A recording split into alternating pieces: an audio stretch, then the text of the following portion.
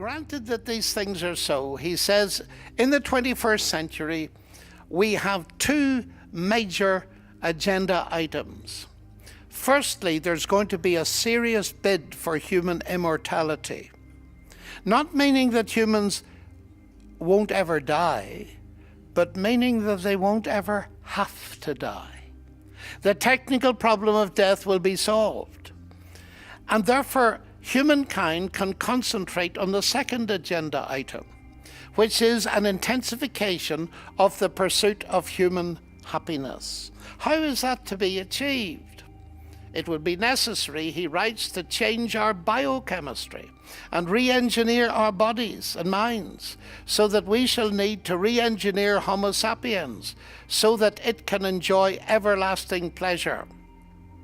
Having raised humanity above the beastly level of survival struggles, we will now aim to upgrade humans into gods and turn Homo sapiens into Homo Deus.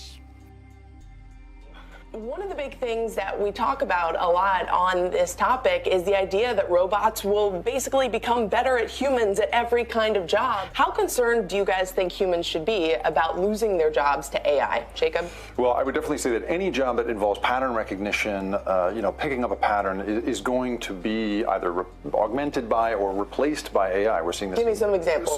So let's talk about, the medical industry. Right now, an oncologist looking at a picture of a mole on your back, trying to figure out if it's cancerous, can instead hand that off to software that's just come out that'll look at millions of other pictures and say, okay, based on what we know of it, the pattern here is yes, this is cancerous, or no, it is not. That kind of thing works incredibly well. And so are we going to need all of those, lab techs who do those kinds of readings? I don't think so, not in the future. First time ever, a piece of art created by an artificial intelligence program sold at an art auction for more than almost 45 times its estimated value. The piece, titled Portrait of Edmond Bellamy, was made by a Paris art collective named Obvious and sold for $432,500. It was constructed by an algorithm analyzing a data set of 15,000 portraits that were painted between the 14th and 20th centuries. The collective used a method called GAN to create the piece, which stands for Generative Adversarial Network, as they work to discover the crossroads between artificial intelligence and art.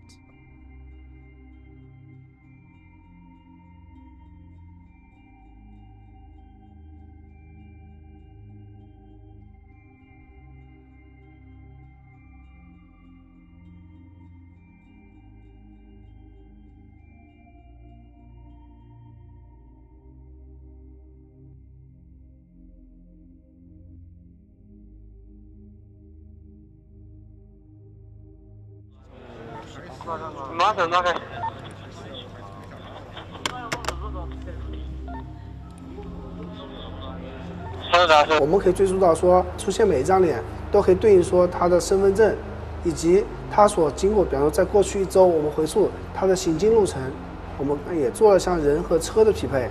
那同时在人上匹配还包括亲属关系匹配，然后是你经常接触人员之间匹配。就是当摄像机布到或者我们传感器布到一定密度的时候，其实我们会经常知道你跟谁经常在一起。Artificial intelligence that can pick you out in a crowd and then track your every move. Japanese firm Hitachi's new imaging system locks on to at least 100 different characteristics of an individual, including gender, age, hairstyle, clothes, and mannerisms. Hitachi says it provides real-time tracking and monitoring of crowded areas.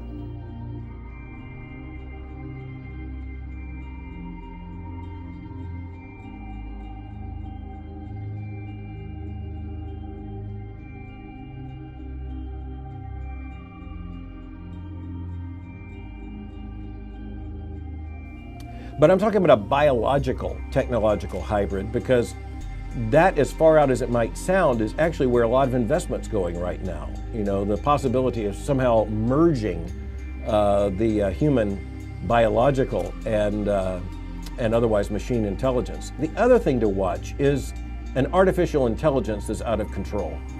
And here's where many of the people who are putting the most money into it recognize they know what they're beginning, they don't really know what the conclusion might be. That your phone is already an extension of you. You're already a cyborg. You don't even, well, most people don't realize they are already a cyborg. That phone is an extension of yourself. It's just that the data rate, the rate at which, of the communication rate between you and the cybernetic extension of yourself that is your phone and computer is slow. It's very slow. And that is like a tiny straw of information flow between your biological self and your digital self. The Way of the Future, that's the name of this religion, will focus on, quote, the realization, acceptance, and worship of a Godhead based on artificial intelligence developed through computer hardware and software. The Way of the Future is about creating a peaceful and respectful transition of who is in charge of the planet from the people to people plus machines.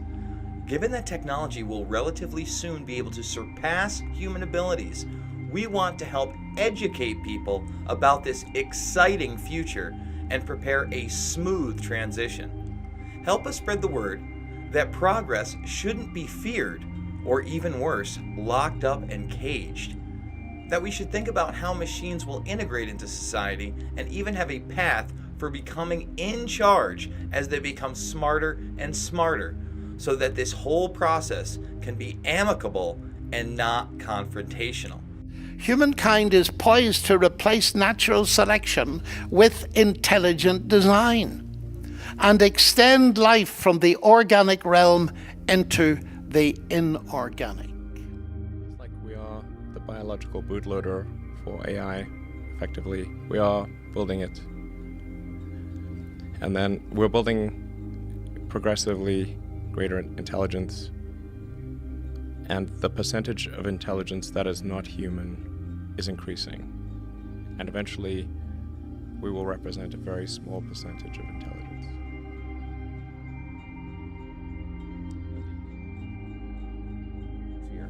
The last thing I want to say about this is that one of the most dangerous aspects is the blurring of the distinctiveness of humanity.